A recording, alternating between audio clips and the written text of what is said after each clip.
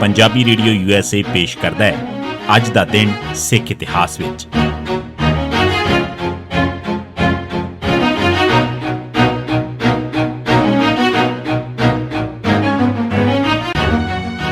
ਸਿੱਖ ਇਤਿਹਾਸ ਦੀਆਂ ਘਟਨਾਵਾਂ 'ਚ 7 ਅਪ੍ਰੈਲ ਦਾ ਦਿਨ 1925 ਜੈਤੋ ਮੋਰਚੇ ਸੰਬੰਧੀ ਤੀਜਾ ਜੱਥਾ ਜਥੇਦਾਰ ਸੰਤਾ ਸਿੰਘ ਦੀ ਅਗਵਾਈ ਹੇਠ ਜੈਤੋ ਪੁੱਜਾ।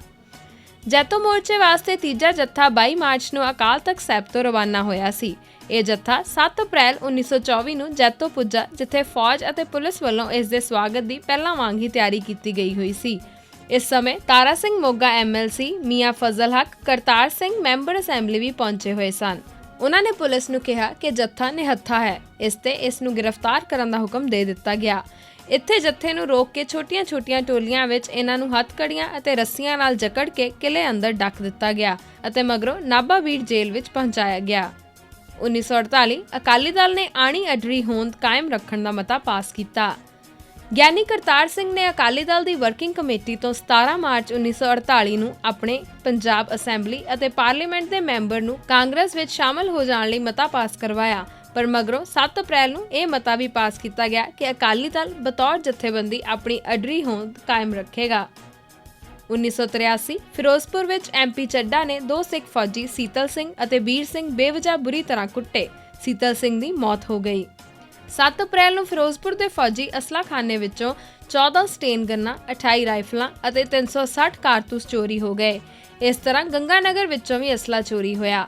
ਆਮ ਵਾਂਗ ਇੱਕ-ਅੱਧ ਹੋਰ ਬਟਾਲੀਅਨ ਵਿੱਚੋਂ ਵੀ ਰਾਈਫਲਾਂ ਦੀ ਚੋਰੀ ਹੁੰਦੀ ਰਹੀ। ਅਜਿਹੀ ਹੀ ਇੱਕ ਸਟੇਨ ਗਨ ਦੀ ਚੋਰੀ 2nd ਬਟਾਲੀਅਨ ਸਿੱਖ ਲਾਈਟ ਇਨਫੈਂਟਰੀ ਵਿੱਚ ਵੀ ਹੋਈ।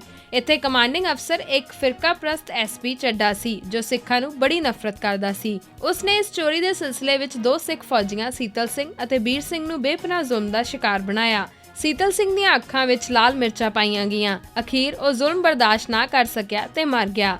ਦੂਜਾ ਫੌਜੀ ਵੀਰ ਸਿੰਘ ਬਹੁਤ ਚਿਰ ਹਸਪਤਾਲ ਵਿੱਚ ਦਾਖਲ ਰਿਹਾ। ਮਗਰੋਂ ਅਸਲ ਚੋਰ ਦਾ ਪਤਾ ਲੱਗ ਗਿਆ, ਜੋ ਕੋਈ ਹੋਰ ਹੀ ਸੀ।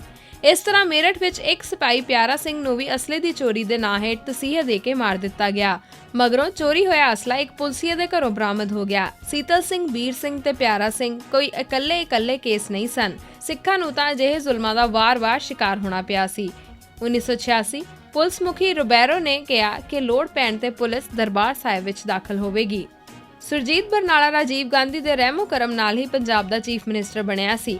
ਰਾਜੀਵ ਦੇ ਹੁਕਮ ਹੇਠ 28 ਮਾਰਚ 1986 ਨੂੰ ਉਸਨੇ ਇੱਕ ਬੁੱਚੜ ਵਜੋਂ ਜਾਣੇ ਜਾਂਦੇ ਪੁਲਿਸ ਅਫਸਰ ਜੂਲੀਓ ਰੋਬੈਰੋ ਨੂੰ ਪੰਜਾਬ ਦਾ IG ਪੁਲਿਸ ਬਣਾ ਕੇ ਲੈ ਆਂਦਾ। ਪੰਜਾਬ ਪੁਲਿਸ ਦੇ ਮੁਖੀ ਜੂਲੀਓ ਰੋਬੈਰੋ ਨੇ ਸਿੱਖਾਂ ਵਿੱਚ ਦਹਿਸ਼ਤ ਫੈਲਾਉਣ ਵਾਸਤੇ ਪਹਿਲੇ ਦਿਨ ਹੀ 15 ਨੌਜਵਾਨ ਘਰਾਂ ਵਿੱਚੋਂ ਫੜ ਕੇ ਮਾਰ ਦਿੱਤੇ। ਹੁਣ ਇਹ ਸਿਲਸਿਲਾ ਬਾਕਾਇਦਾ ਸ਼ੁਰੂ ਹੋ ਗਿਆ। 7 ਅਪ੍ਰੈਲ 1986 ਦੇ ਦਿਨ ਇਸੇ ਰੋਬੈਰੋ ਨੇ ਐਲਾਨ ਕੀਤਾ ਕਿ ਲੋੜ ਪੈਣ ਤੇ ਪੁਲਿਸ ਦਰਬਾਰ ਸਾਹਿਬ ਵਿੱਚ ਦਾਖਲ ਹੋਵੇਗੀ। 1986 ਮੁਕਤਸਰ 'ਚ ਸਿੱਖਾਂ ਉੱਤੇ ਹਮਲਾ।